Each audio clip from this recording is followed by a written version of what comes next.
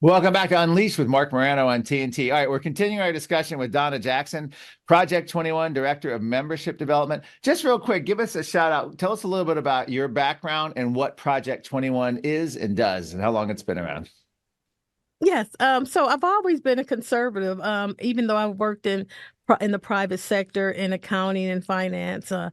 I worked for Ernst& Young. I was an auditor.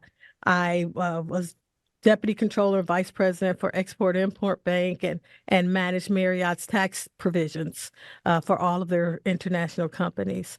Project 21 is a free market.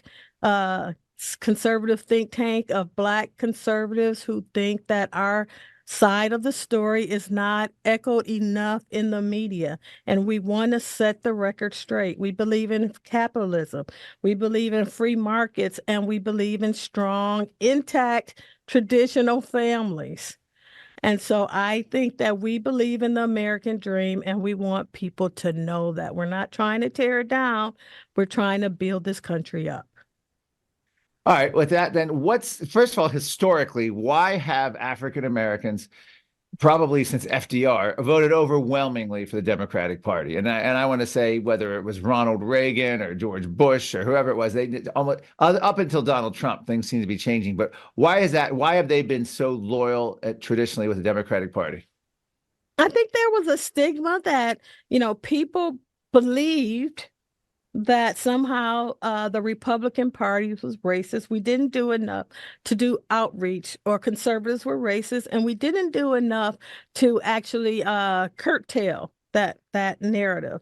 I think that we don't actually go back and let people know the history that conservatives have had in making sure that African Americans were free. We need to make sure that message is out. They sang Lift Every Voice at the NFL. Do you know that that was actually a tribute to Abraham Lincoln's birthday? So that was a celebration of what Abraham Lincoln had contributed to this country. But we're so afraid to go out and do outreach. And I think that when they see that we come out in terms of policy by policy, that we're more in line with what the values of African American communities are than what the liberals say.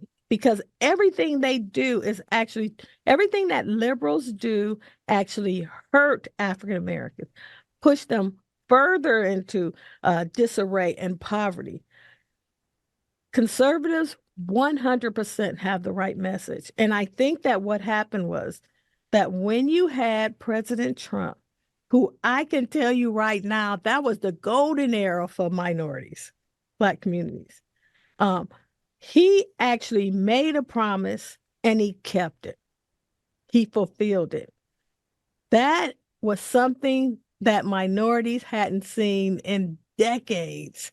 And that's why his message is resonating with the minority communities. Now, I'm not saying who you can vote for because I'm, you know, uh, work for a nonprofit. But what I will say is this: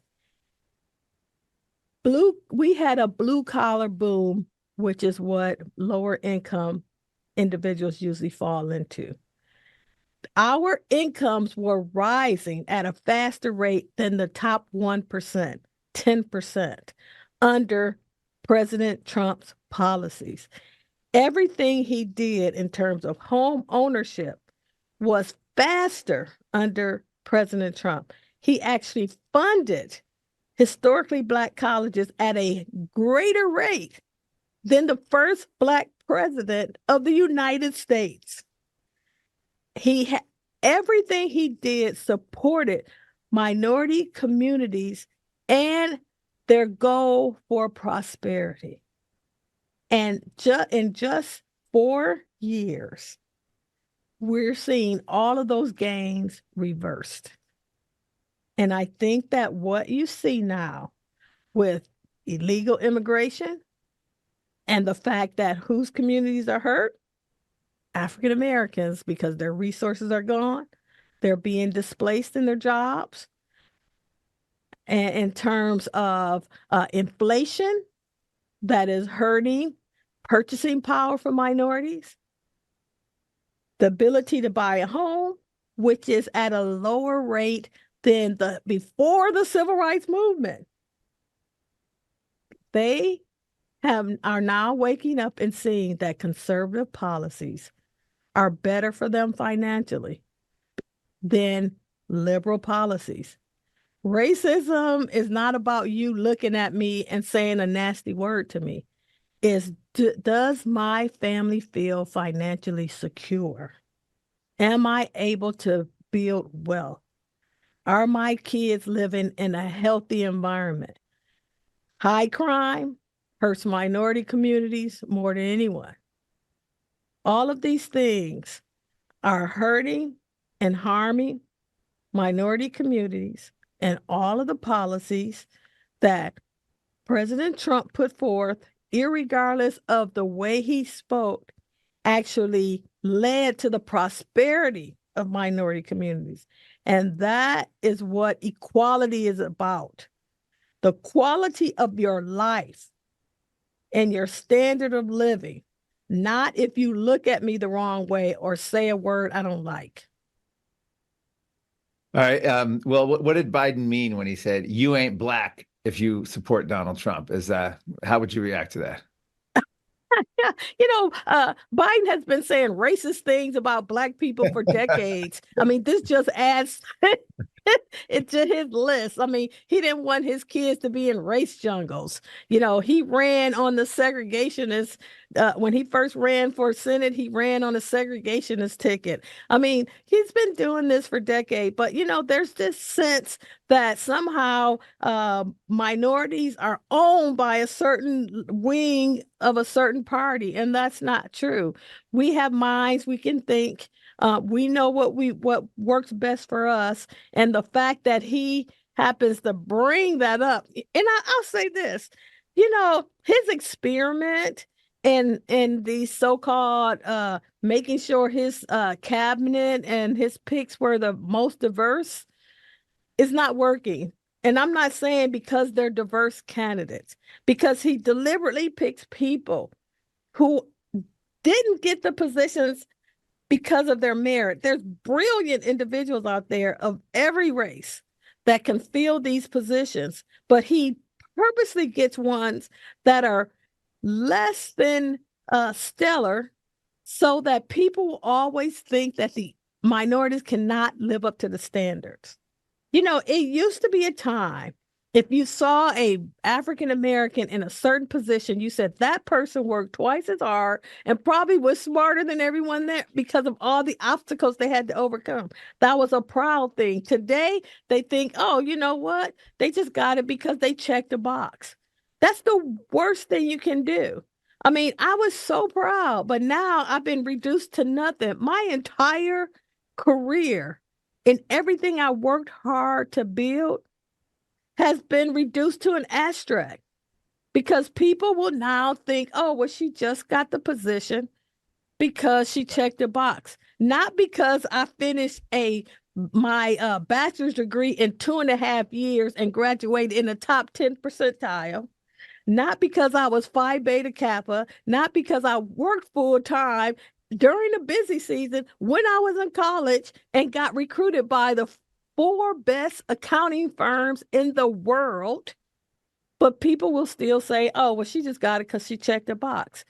No, I got it because I worked hard and I earned it. And I never wanted anyone to think that somebody gave me anything. I wanted to make sure that everybody knew that I worked for it. And you know why? Because corporations don't hire people for charity. They hire people because they have problems and they want somebody to come along that can fix it and that has solutions, not because they're just wanting somebody to stand in the position and maintain.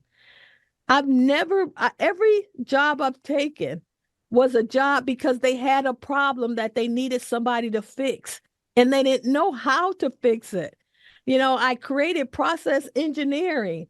I created details and the standard operational procedures and how we should be able to automate this in order to make it profitable. And that is something that every person that's coming into a job should have. They should want to come in and see how we can contribute in order to make the country a better place. I wish people would start looking at people like Booker T. Washington. He said, own property, create industries, create intellect. See how you can contribute to make the world a better place. Not sit around and be angry and ask somebody what you owe me. Nobody owes you anything but opportunity. And if you don't take advantage of it, it's your fault, not someone else. You and only you are responsible for your success. All right, we only have about a minute and a half left. I wanted to get your thought on this. George Floyd happens. I don't want to get into what was accurate, what wasn't, but the reaction to that is corporate America and the government bureaucracy, academia, all want to help Black people. So they defund the police. The Biden administration starts defunding the police. The NFL kneels during the national anthem. They have end racism in the end zones. The Washington Redskins name was changed to the Washington Commanders. Does all that help Black people? You only have about 30 seconds, for the legacy of George Floyd. Well, let me say this: not one individual's grade point average went up because of it. Nobody mastered math. Nobody mastered English. None of that was necessary. Corporations lost their way in committing death by suicide by creating policies with these DEI individuals that have no tie to the profit and loss of those industries. And now we're feeling that in our communities. All right. Well, thank you so much. Donna Jackson, Director of Membership Development with Project 21. Thank you for joining Unleashed. This is Mark Morano.